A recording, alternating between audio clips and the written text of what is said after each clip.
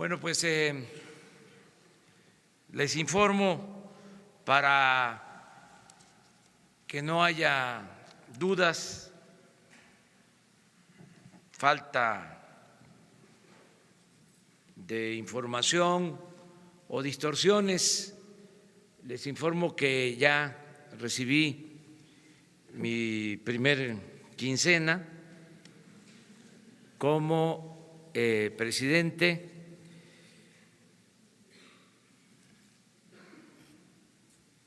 Esto es lo que me dieron con la tarjeta.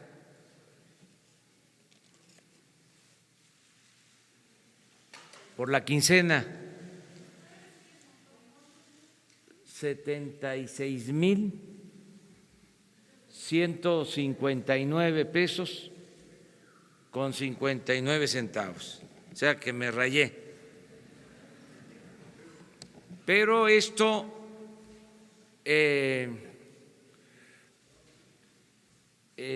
está definido con la antigua ley.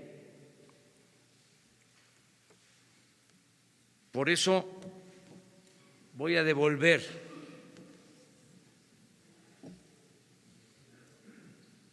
$22,313 con 29 centavos.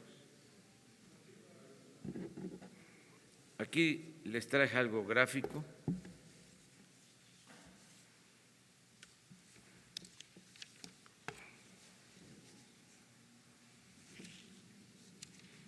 Mejor dicho, ya lo devolví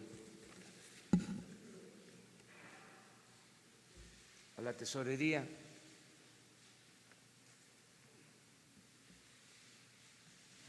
Porque esto es lo que me corresponde.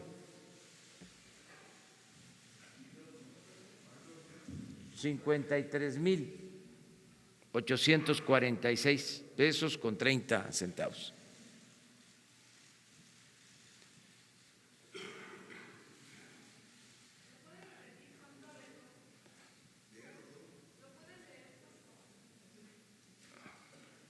Sueldo del presidente en diciembre, primera quincena que me entregaron, 76,159 pesos con 59 centavos. Esto es el ingreso neto. De acuerdo a la ley, cumpliendo con la Constitución, con el artículo 127 de la Constitución y del ajuste que se hizo por el plan de austeridad, yo voy a recibir 53,846 pesos con 30 centavos.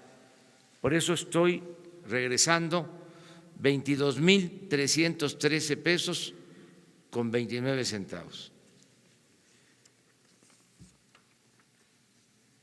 Esta es la prueba de que lo regresé a la tesorería. Y le estoy pidiendo a todos los servidores públicos que hagan lo mismo. Me refiero a los servidores públicos del Poder Ejecutivo.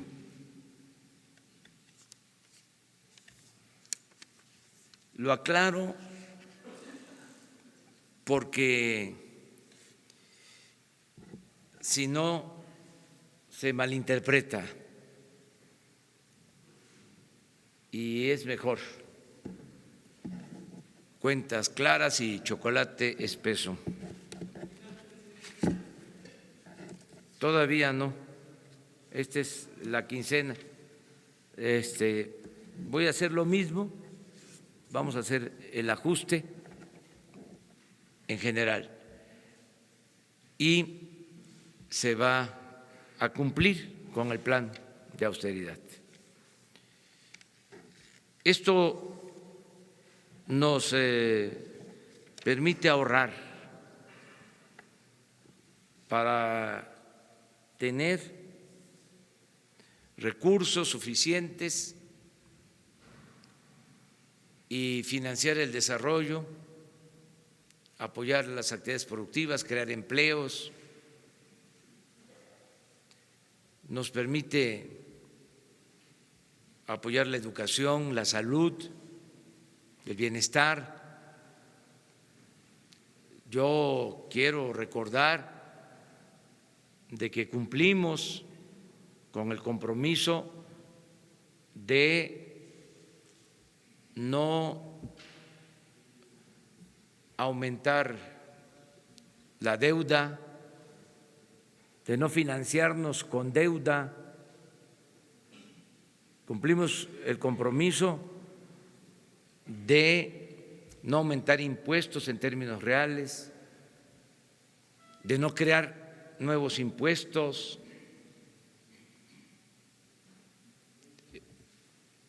Cumplimos el compromiso de que no van a aumentar los precios de los combustibles, no va a haber gasolinazos. ¿Cómo estamos financiando el presupuesto? Con ahorros, porque había mucho gasto superfluo, mucho derroche. Le costaba mucho al pueblo mantener al gobierno. Era un gobierno mantenido y bueno para nada,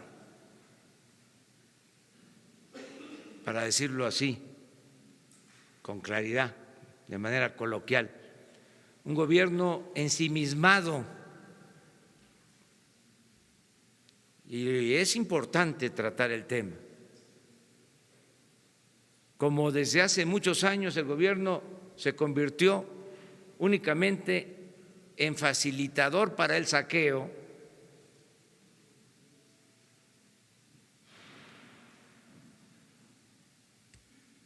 le pagaban muy bien a los altos funcionarios públicos, los trataban con privilegio. Era una democracia, era una burocracia dorada.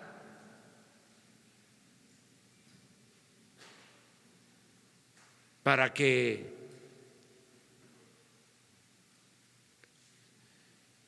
no cumplieran con su responsabilidad de servir a la gente. Era un pago, como se decía coloquialmente en la época de Porfirio Díaz, maiciaban. Y todo esto se envolvía en el supuesto, la falacia de que si se le pagaba bien a los altos funcionarios públicos no iba a haber corrupción. El sofisma de que si ganan bien los servidores públicos y están colmados de atenciones, de privilegios, van a ser eficientes servidores públicos, honestos. Entonces, todo eso es lo que se termina en lo que corresponde al Ejecutivo. Y quiero también, ya lo dije en una ocasión y lo repito, mencionar que los del Poder Legislativo están haciendo lo mismo, tanto en la Cámara de Diputados como en la Cámara de Senadores. Y yo espero que los organismos autónomos actúen de la misma manera. No puede ser que tengamos un organismo para organizar elecciones que es el más caro del mundo.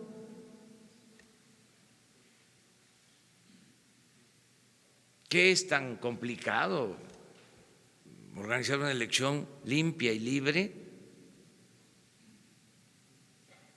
Vamos ventilando todos estos asuntos porque el dinero no es del gobierno, el dinero no es de los funcionarios, el presupuesto es dinero del pueblo, de los ciudadanos.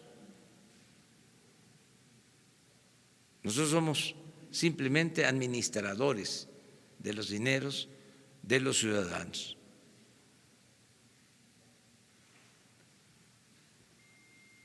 Ese es el cambio, entre otras cosas, porque ayer estaba yo leyendo en la prensa fifí que decían la cuarta simulación, en vez de decir la cuarta transformación. Creen que somos iguales. Cree el león que todos son de su condición. Esto va en serio, es una transformación, un cambio de régimen. Y bueno, todos los días están pasando cosas importantes. Ayer estuvimos con los integrantes de las coordinaciones de seguridad, fue muy bueno ese evento. También ayer se inició una etapa nueva en la política salarial, cumplimos un compromiso de mejorar el salario mínimo, cumplimos el compromiso de aumentar al doble el salario mínimo en las ciudades fronterizas. En fin, ahí vamos, poco a poco. También, porque no quiero que se quede esa imagen pues, de lo de la prensa fifí, ya no lo voy a volver a repetir. Y ofrezco disculpas, pero de vez en cuando, ¿no?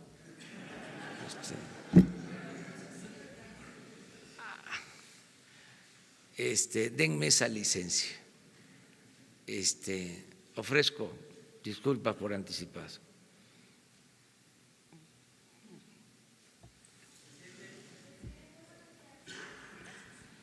Janet López Ponce de Milenio.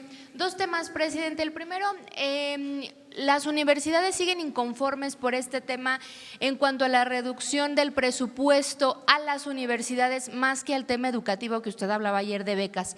Incluso están convocando ya a una manifestación el próximo jueves, que sería la primera manifestación pues ya de organismos en su contra. Preguntarle qué opina de esto, si va a hablar con los rectores de estas universidades. Y en un segundo tema, en Milenio publicamos que la Cruzada Nacional contra el Hambre pues resultó un fracaso en la mayoría de los municipios en los que se aplicó, incrementó la muerte en niños por desnutrición y además hay 13 denuncias porque hay alrededor de 1,000 millones de pesos desaparecidos de este programa. ¿Qué va a pasar con este programa? ¿Cómo se va a sustituir en el nuevo gobierno y cómo van a dar seguimiento a estas denuncias? Gracias. Bueno, el tema de la educación, puedo decirles que es de los ramos que más presupuesto público va a manejar. El tema de educación implica una inversión que no gasto de alrededor de 500,000 millones de pesos y creció el presupuesto educativo. hay esta inconformidad porque hubo pues una reasignación del presupuesto y se aplicó el plan de austeridad en todo el gobierno. Hay disminución en el pago de sueldos de los altos servidores públicos y en otros gastos de operación. De todas maneras, se va a hablar con los rectores para explicarles, para informarles, para escucharlos. Es una obligación que tenemos y también que se tome en cuenta que la facultad de aprobar el presupuesto es de la Cámara de Diputados, es facultad exclusiva. Nosotros presentamos una propuesta y al final va a ser la Cámara de Diputados la que va a aprobar en definitiva el presupuesto. Sobre las manifestaciones, están en todo su derecho. Nosotros siempre vamos a garantizar el derecho a la manifestación, a la protesta, el derecho a disentir con toda libertad. Nosotros siempre ejercimos ese derecho. Además, la libertad no se implora, se conquista. Entonces, si hay inconformidades y protestas, pues es normal. Lo que hay que buscar es el diálogo y que todo se resuelva, pues como decía Juárez, con la razón y el derecho. Acerca de lo de la evaluación de la política para combatir el hambre, pues no tengo todos los elementos, por eso no puedo opinar más. Qué bien que los medios están haciendo estos reportajes, estas evaluaciones de programas, que la vida pública sea cada vez más pública, dar a conocer todo, o sea, con absoluta libertad. Nosotros vamos a destinar la mayor parte del presupuesto a los pobres. Si se trata de adultos mayores que van a recibir el doble de pensión, en el caso de comunidades indígenas es a partir de los 65 años. Por ejemplo, el resto de la población a partir de los 68. Se continúa con los de 65 que ya estaban, pero hacia adelante es en comunidades indígenas en donde va a ser a partir de los 65 años. Discapacitados. El censo empieza con niñas y niños indígenas, personas con discapacidad. Empieza ahí. Sembrando Vida empieza con las comunidades. ¿Y por qué hablo de la población indígena? Porque desgraciadamente son los más pobres. O sea, coincide. Duele, pero esa es la realidad. Entonces, la canasta de alimentos básicos que se va a distribuir a precios bajos, que son 40 alimentos. ¿Dónde se va a distribuir? En almacenes y en tiendas que están ubicadas en las zonas marginadas, en las regiones más pobres del país.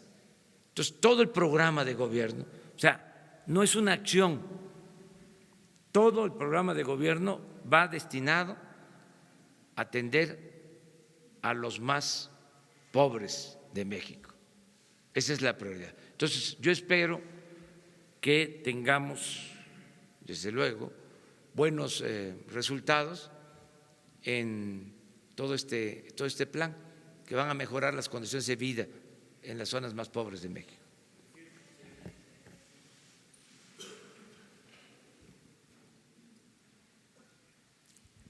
Gracias, buenos días. Atlante Muñoz, Canal 11. Presidente, hablando de salarios, ¿usted está satisfecho con la asignación al salario mínimo que se dio a conocer el día de ayer? Y en este sentido, ¿en cuánto tiempo las familias mexicanas notarán una mejora sustancial en sus bolsillos para poder manejar su economía? Por otro lado, con la estrategia de seguridad que está planteando, también en cuánto tiempo vamos a tener resultados tangibles para tener pues, los mexicanos o los ciudadanos una tranquilidad de andar en las calles. El secretario de Seguridad Pública y Protección Ciudadana aseguraba que en un año bajaría en 30% la incidencia delictiva. ¿Confía en estas cifras, presidente? Gracias. Sí, en el primer caso les digo que fue un día importante ayer, porque ya llevaba mucho tiempo, años, que no aumentaba el salario mínimo en la proporción que se anunció el día de ayer, 16%. No he hecho el análisis, hoy lo voy a revisar, de cuánto significa y en qué año hubo un incremento de ese monto. Quiero revisarlo. Yo pienso que llevaba ya bastante tiempo. Es difícil que en el periodo neoliberal se haya dado un incremento de ese monto, porque la política salarial en el periodo neoliberal significó en algunos años inclusive aumentar el salario mínimo por abajo de la inflación. Por eso la pérdida del poder adquisitivo del salario, que se calcula del 75%, el Banco de México calcula en 60% la pérdida de poder adquisitivo del salario en el periodo neoliberal. Lo de ayer es el inicio de un proceso de recuperación del poder adquisitivo del salario. No podríamos lograrlo de un día para otro, a la primera, pero sí ya inició el proceso de recuperación del poder adquisitivo del salario. Siempre va a aumentarse el salario por encima de la inflación. Nunca, jamás se va a aumentar el salario abajo de la inflación, aún en las circunstancias más difíciles, más críticas. Entonces, va a llevar un tiempo, pero sí vamos a ir avanzando. Esta política yo la apliqué cuando fui jefe de gobierno en la ciudad. Me propuse cada año aumentar 2 puntos en términos reales el salario, o sea, inflación más 2 puntos. Y en los 5 años se recuperó algo el salario. Ahora estamos empezando con un porcentaje mayor y el caso de la frontera es algo especial. Me tocó ver en Reynosa, a una trabajadora de una maquiladora, madre de familia, madre soltera, recibiendo un salario semanal de 900 pesos. Y quiero comentar algo, que 900 pesos por 48 horas de trabajo,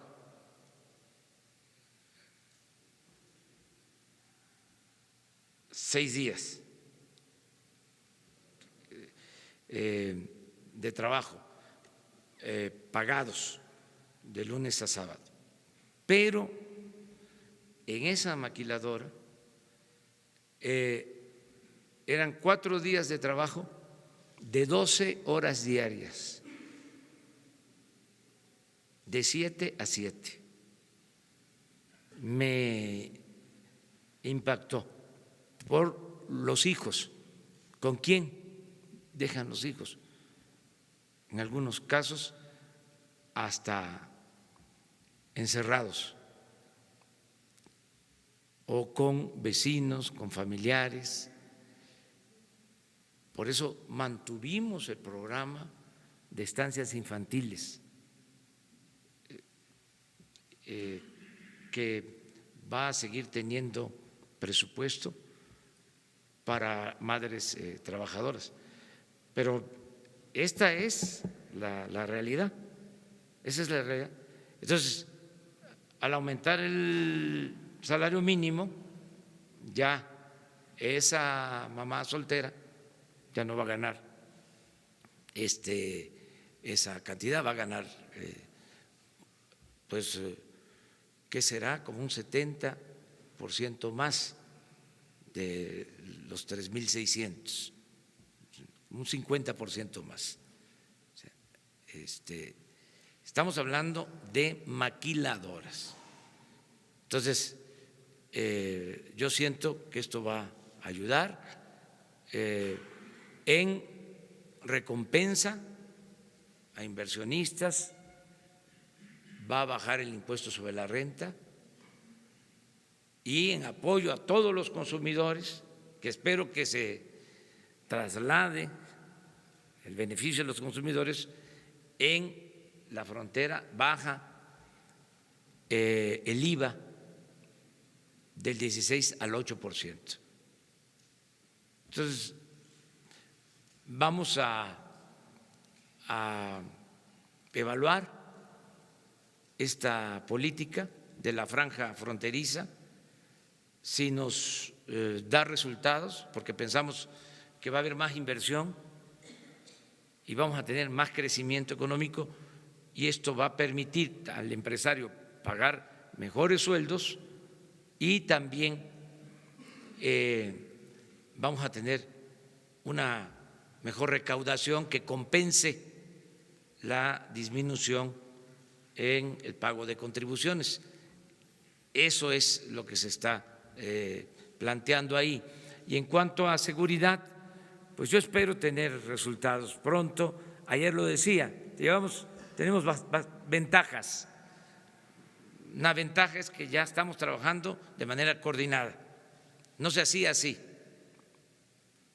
El Ejército hacía su trabajo, la Marina hacía su trabajo por su cuenta, la Policía Federal lo mismo, las policías ministeriales, y ahora hay coordinación. Esa es una ventaja, eso nos tiene que dar resultados. Otra ventaja que tenemos es de que estoy atendiendo el problema de inseguridad todos los días. Antes no era así, no era de reuniones de gabinete de seguridad de 6 a 7 de la mañana con los secretarios. Esto nos va a permitir darle seguimiento al problema y atender lo que se requiera. tomar decisiones. Esa es otra ventaja. Tercer ventaja es de que ya se está por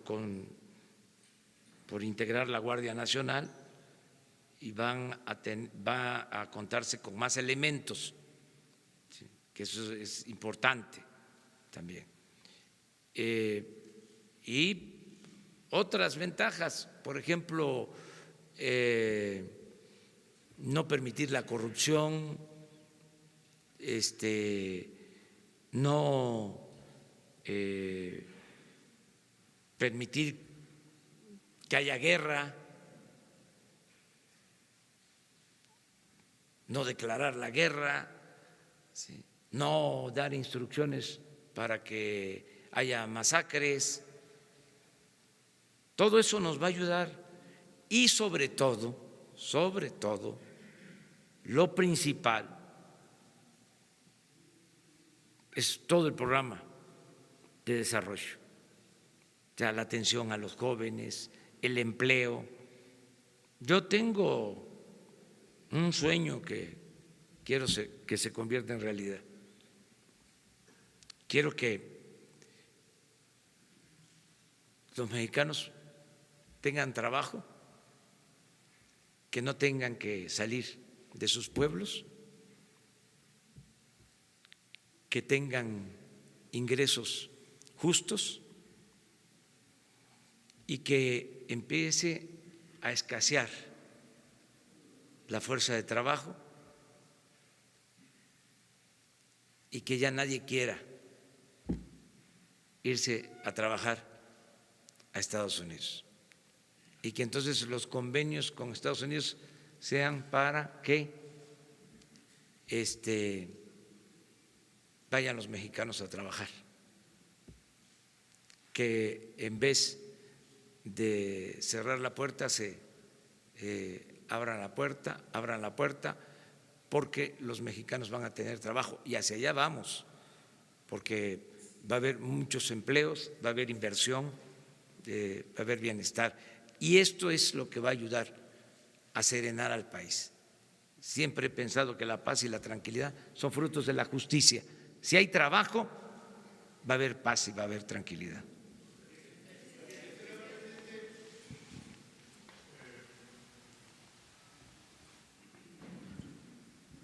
Gracias, presidente. Eduardo García, de la agencia Infocel y del portal Sentido Común. En materia aeroportuaria, muchos de nuestros lectores, por ser un medio especializado, nos preguntan sobre la reestructura de los bonos.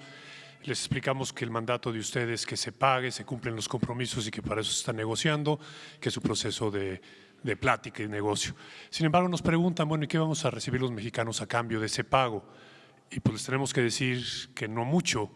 En ese sentido, ¿qué le diría usted a esos mexicanos que creen que al cancelar la obra del aeropuerto en el lago de Texcoco se está desperdiciando ese recurso que va a quedar ahí enterrado en los terrenos del lago de Texcoco, sobre todo ante la alternativa que tenía usted de entregarle esa obra a los capitales privados? Gracias. Bueno, yo podría decir dos cosas. Primero, que estamos cumpliendo el compromiso de responder a los accionistas y a los que recibieron contratos para construir el aeropuerto en el lago de Texcoco. Estamos cumpliendo con ese compromiso. No estamos despojando a nadie. Segundo, yo le puedo decir a los mexicanos que se va a resolver el problema de la saturación del actual aeropuerto de mejor forma, que vamos a ser más eficaces, porque vamos a tener en 3 años, a más tardar, la solución. Vamos a contar en 3 años con 5 pistas con 2 aeropuertos y nos vamos a ahorrar 100,000 millones de pesos.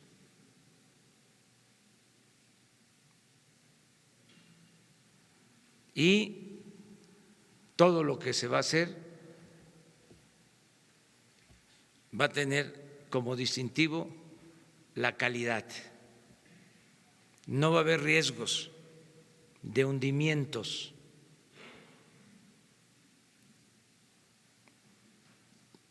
Se va a hacer una obra de calidad.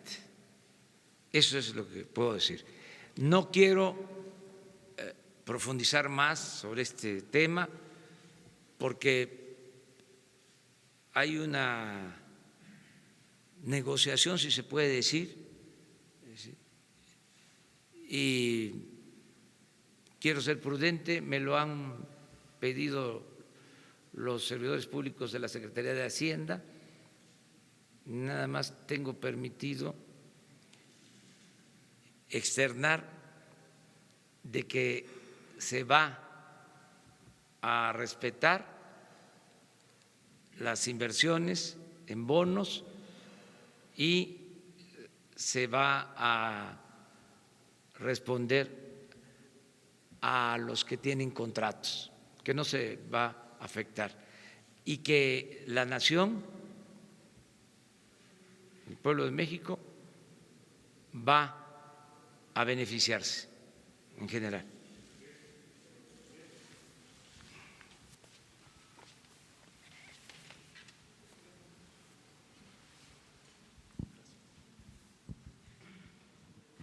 Buenos días, Ernesto Ledesma de Rompeviento TV. Hablando a propósito de pueblos indígenas y seguridad, el pasado 11 de octubre Rompeviento TV publicó un reportaje que se llama Aldama, entre el terror y el desplazamiento forzado, y era a propósito de diversas comunidades del municipio de Aldama en los Altos de Chiapas que estaban refugiados y que fuimos a entrevistarlos allí en la montaña. Los disparos cesaron unos días después y las comunidades pudieron regresar a sus comunidades. Los pobladores, pudieron regresar a su comunidad. El 12 de noviembre nuevamente iniciaron los disparos y otra vez había desplazamiento. Volvimos a publicar un reportaje que se llamaba Aldama, ¿dónde está el gobernador Manuel Velasco Coello?, porque no se aparecía por ningún lado a petición de las propias comunidades desplazadas. Hace 2 días, otra vez los disparos se incrementaron. Fue asesinado el señor Martín Ruiz Santis del poblado de Cocó y era uno de los que habíamos entrevistado en la montaña. En el reportaje, visualmente en los videos, se muestra cómo llega la policía estatal del estado de Chiapas y en lugar de cesar los disparos se incrementan contra los pobladores del estado del municipio de Aldama. Ahora hay una situación alarmante en ese municipio en donde otra vez donde fue asesinado esta autoridad del poblado de Cocó, fue asesinado y los disparos provenían de 50 metros de distancia de un campamento de la policía estatal. Las comunidades están otra vez en asamblea llegando a la decisión de tener que volver a desplazarse. ¿Cuál es ahí el papel que va a jugar el gobierno federal frente a una autoridad estatal que ni con Manuel Velasco Coello ni con Rutilio Escandón le están dando una solución? Y quienes tuvimos la oportunidad y quienes tuvimos la desgracia también de poder cubrir momentos como el de Actial en el 97, nos recuerdan mucho esos escenarios. ¿Cuál es el papel del gobierno federal para intervenir en casos de esta naturaleza? 2, es sobre el método de las consultas de su gobierno. Por ejemplo, lo del Tren Maya y particularmente el corredor transísmico. donde es otra vez, como en otro momento era una parte del Plan Puebla-Panamá, que era bajar la frontera y ponerla ahí en medio, crear fábricas o empresas, y los propios pobladores dicen, es que ni siquiera tenemos un espacio donde podamos explicar por qué no estamos de acuerdo. Dice, no somos adversarios del presidente ni nada, simplemente queremos tener un espacio público donde los medios nos puedan retomar y podamos tener la posibilidad de explicar por qué no estamos de acuerdo con proyectos de esa naturaleza, poniendo ejemplos como que si van a poner fábricas, ¿quién dice que nosotros queremos trabajar en maquiladoras o en fábricas? Entonces precisamos de una consulta en donde realmente se nos consulte a las poblaciones afectadas. Son los dos puntos. Sí, mira, acerca del primer punto, yo te pido que terminando la reunión, este encuentro, esta conferencia, nos des toda la información, y le voy a pedir a Alejandro Encinas que te atienda personalmente para este asunto, porque sí tenemos nosotros la obligación de intervenir y pedirle al gobierno de Chiapas que haya una respuesta. Cerca de las consultas, se están haciendo las consultas, yo hablo permanentemente con la gente. Voy ahora, el fin de semana, a Oaxaca. Voy a estar 3 días en Oaxaca y voy a estar precisamente en el Istmo, y voy a eso, a hablar con la gente. Y los que están trabajando en estos proyectos tienen la indicación, la orientación de escuchar a la gente, y no se va a hacer absolutamente nada en contra de la voluntad de los pueblos. O sea, de eso puedes estar seguro. Vamos a ser nosotros muy respetuosos de el sentir de las comunidades, y no es solo el poner las fábricas en el Istmo, es apoyar a los productores de café, apoyar a los productores de cítricos, apoyar a los productores de maíz, es sembrar árboles frutales, maderables. Son muchas acciones que tienen que ver con la vocación productiva de las regiones y de acuerdo a la idiosincrasia de los pueblos. O sea, no hay problema. En este caso, también lo diría de manera respetuosa, no somos iguales. O sea, yo vengo de trabajar en comunidad hace 40 años, un poco más. ¿Sí?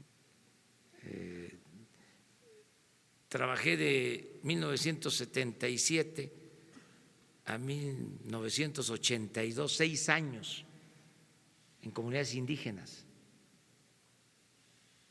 Sé de lo que se trata, no es una cosa ajena, no soy fifí, vengo de abajo, ahora me tengo que vestir así por la investidura, pero sé lo que es trabajar con los pueblos, ¿sí?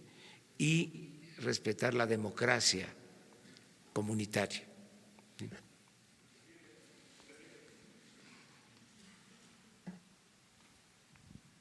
Buen día, Edmundo Morelos de SDP Noticias.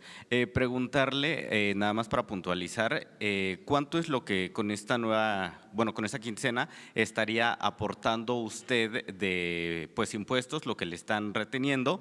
Y segundo, ayer saliendo de aquí del tema de salarios, salario mínimo, del incremento, uno de los empresarios, el presidente del Consejo Coordinador Empresarial, pues dijo que los trabajadores están inconformes en que a toda la población se le dé seguridad social y que en todo caso tendrían que pues hacer alguna aportación. ¿Cómo lo ve usted? Sí. Mire, este sueldo es el neto. El sueldo general es mucho más. ¿Sí? Y esto es ya sin compensaciones, ya no va a haber bonos, atención médica privada, cajas de ahorro especial para altos funcionarios públicos, todo eso se elimina, nada más es esto. Y el compromiso es que se va a tener una nómina de todo el gobierno y se va a transparentar, va a estar en una página. Ustedes van a poder saber cuánto estamos recibiendo cada uno de los servidores públicos. Este es el compromiso. Acerca de la seguridad social, hace falta información. Decidimos mejorar el sistema de salud porque es un desastre, es algo lamentable la situación en que se atiende a la gente que necesita de asistencia médica,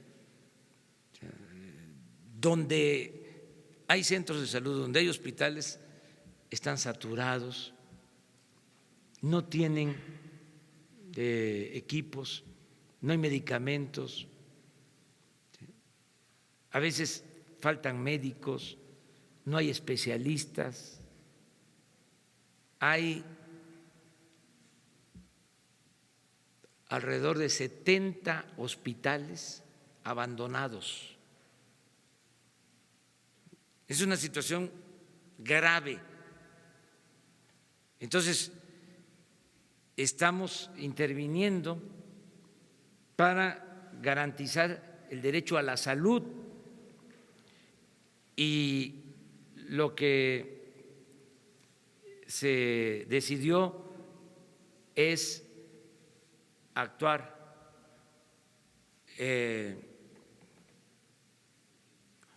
paulatinamente, porque es tan grave el problema que no podríamos resolverlo así de un día para otro.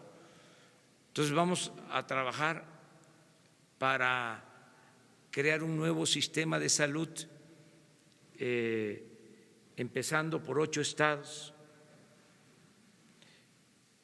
Cada 6 meses se van a incorporar 8 estados.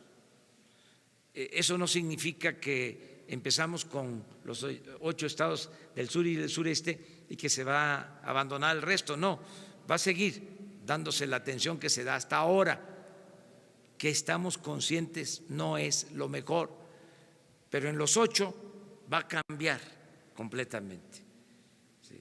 Porque ahí vamos a federalizar los servicios de salud. ¿Qué significa esto? De que los centros de salud que están ahora manejados por los gobiernos estatales, las unidades médicas rurales, los hospitales de segundo nivel, van a pasar a formar parte del programa, se van a integrar los servicios. En el caso de el seguro social, que yo creo que a eso se refería el presidente del Consejo Coordinador Empresarial, no va a haber la obligación del Seguro Social de atender a los enfermos solo en el caso de emergencias. vamos a poder atender a la población sin seguridad social, que es la que necesita más atención médica, con el sistema de salud pública que se va a mejorar. El caso de las unidades médicas del seguro, ¿sí?, no pertenecen al sistema de seguridad social, ¿sí?, las de primer nivel, y todo lo que es medicina hospitalaria del Seguro Social va a seguir atendiendo a sus derechohabientes. Esa es la aclaración. O sea, por eso no va a haber cuotas. La atención médica y los medicamentos van a ser gratuitos para los que no tienen seguridad social. Se supone que los que tienen seguridad social tienen garantizada la salud y los medicamentos. Ahí hay que mejorar también los servicios que se prestan en el seguro y en el ISSSTE, pero es distinto al programa de atención a población abierta, que es el que se va a aplicar. Para fortalecer este programa de atención médica y medicamentos gratuitos, en los 8 primeros estados que van a ingresar al nuevo sistema se van a destinar alrededor de 25,000 millones de pesos adicionales. Y cada vez que entren 8 estados al nuevo sistema, van a destinarse esos mismos recursos de un fondo de 90,000 millones de pesos. Por eso es que sostengo que aumenta el presupuesto en educación y aumenta el presupuesto en salud y en bienestar, como no se había visto. Esa es un poco la aclaración. Creo que la confusión es que se pensó que se integraban todos los servicios de salud y que entonces la población que no pagaba cuota iba a ir a los hospitales del seguro. No va a ser así.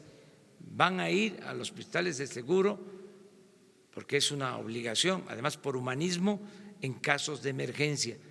Si alguien tiene un accidente, ¿sí?, y requiere atención, lo tienen que recibir en un hospital del seguro, en un hospital del ISSSTE, en un hospital de Pemex, en un hospital militar. Ese es el acuerdo que existe.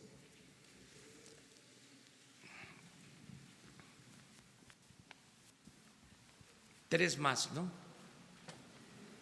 No. Buenos días, señor presidente. Ricardo García, de Revolución 3.0. Dos temas. Primero, en torno al presupuesto de educación. Ya lo mencionó mi compañera, hay una reducción en cuanto a universidades públicas, pero al mismo tiempo hay un aumento en becas de CONACYT y un aumento al presupuesto de la SEP. Quisiera que me pudiera explicar un poco, bueno, para nuestros lectores, cómo es esta nueva redistribución que hará en torno al presupuesto de educación. Y por otro lado, la semana pasada, cuando presentó la derogación de la reforma educativa, habló de la posible liberación de 2 presos políticos que habían estado involucrados en lo que había ocurrido. Paralelamente, la senadora Nestora Salgado presentó el día sábado, me parece, un listado, y el Comité Cerezo una iniciativa de ley en el Senado para la liberación de estos presos políticos. Quisiera saber si hay algún avance, si nos puede comentar algo al respecto, y bueno, sería todo. Gracias. Sí, acerca de esto último, ofrezco que mañana o pasado la secretaria de Gobernación les informe. Ya están saliendo los presos políticos. Estamos cumpliendo ya con ese compromiso se están haciendo ya los trámites en todos los casos. Ya estamos en eso. En el tema educativo, yo creo que va a meritar también que se les dé una explicación aquí.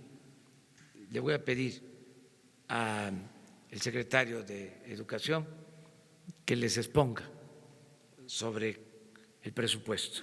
Esto va a ayudar mucho a tener más claridad sobre el presupuesto. Miren, yo estaba haciendo cuentas y nada más en becas para nivel medio superior, que hay universidades que tienen nivel medio superior, por ejemplo la UNAM, ¿sí? Tiene nivel medio superior, tiene CCH y tiene las prepas.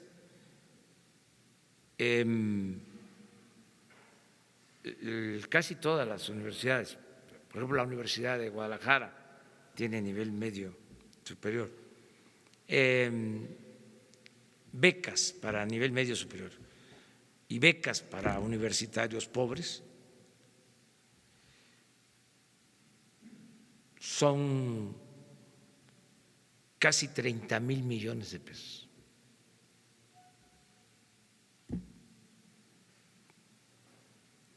Que no se ejercieron el año pasado. ¿Y a quién va ese apoyo? Pues va a más de 4 millones, casi a 5 millones de estudiantes. Si eso no es apoyo a la educación, pues ¿qué es?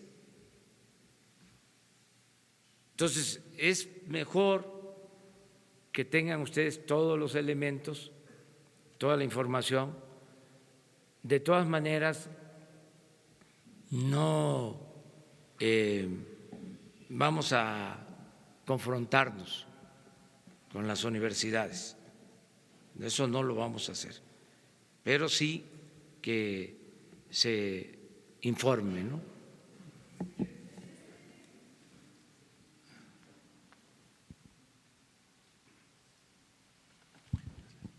Buenos días, Alfredo Páez de la revista El Big Data MX. Estaba platicándonos hace un momento que va a haber ya una coordinación del Ejército, la Policía Federal, la Marina. Anunció que la Policía Federal va a entrar ahora a coordinarse a los trabajos de la Ciudad de México. ¿Cómo va a ser ese trabajo? Porque hace unos días Claudia Sheinbaum, bueno, más bien en su toma de protesta, dijo que iba a desaparecer el cuerpo de granaderos y no sé si ahora ellos cumplan esas funciones. ¿Nos puede explicar un poco más de cuáles van a ser las funciones de la Policía Federal, por favor? Sí, mire, la Policía Federal, la Policía Militar y la Policía Naval se van a integrar y van a formar parte de la Guardia Nacional. Es una fuerza, una corporación nueva. Pero todo esto va a depender de que se apruebe la reforma a la Constitución, lo que estamos proponiendo. En estos días yo espero que ya se apruebe esa reforma, si así lo consideran los legisladores. Esa reforma entró por la Cámara de Diputados y como es una reforma constitucional requiere de la votación de 2/3 partes de los diputados. Entonces, hasta ahora estamos en espera. ¿Cómo se están haciendo las cosas en este proceso de transición? Pues estamos reuniéndonos, que la Policía Federal sigue trabajando como tal, la Policía militar igual, la Policía Naval, nada más en coordinación, pero el propósito es la integración de todas estas fuerzas, de estas corporaciones en la Guardia Nacional. En el caso de la Ciudad de México, aquí hay 86,000 elementos de 4 corporaciones: la Policía Preventiva, la Policía Auxiliar, la Policía Bancaria y la Policía Ministerial.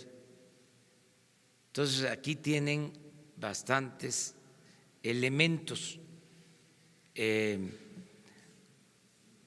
pero también hay el compromiso de trabajar de manera conjunta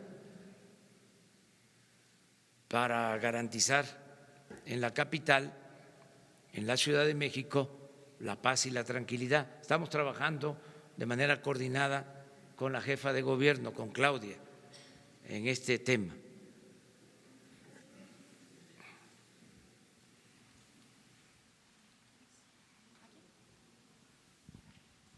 Buenos días, gracias. Presidente, nos había dicho ayer que iba a hablar sobre el aeropuerto hoy, pero no voy a preguntar sobre los bonos. Hablé bastante Quiero preguntar sobre el futuro de Texcoco. Hacienda dijo que va a evaluar otras opciones si no aceptan la oferta. ¿Están considerando en última instancia no desarmar a Texcoco? Se va a resolver el problema de la saturación del actual aeropuerto. Si realmente no puede hablar sobre eso, entonces pregunto sobre Santa Lucía, si cuándo van a empezar la construcción, quién es el arquitecto, qué detalle. Muy pronto. Estamos viendo eso, ya hay presupuesto y vamos a cumplir. En 3 años va a estar resuelto el problema. 3 pistas en Santa Lucía, eso sí les adelanto, más 2 del aeropuerto actual, 5 pistas de muy buena calidad. También les puedo informar, aclararles que en el presupuesto se están destinando 3,000 millones de pesos para rehabilitar el actual aeropuerto. Es decir, va a mejorarse el actual aeropuerto.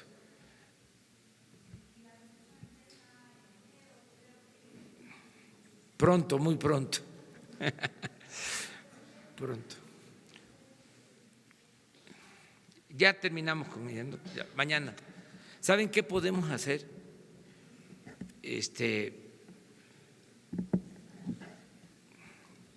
Que los que se queden pendientes, si no todos, ¿sí? Empiecen al día siguiente, si les parece, o le seguimos así. Así le seguimos. Bueno, adelante. Es que sí me da pena, pues, porque quisiera yo contestarles a todos, pero también ustedes tienen cosas que hacer. Gracias, presidente. Nancy Rodríguez, de Oro Sólido en Redes.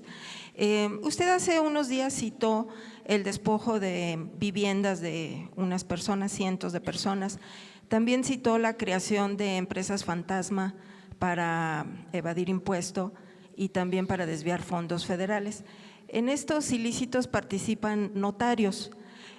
También he sabido, al término de las gubernaturas, que los mandatarios entregan notarías a sus amigos, incluso a sus familiares, y durante su mandato.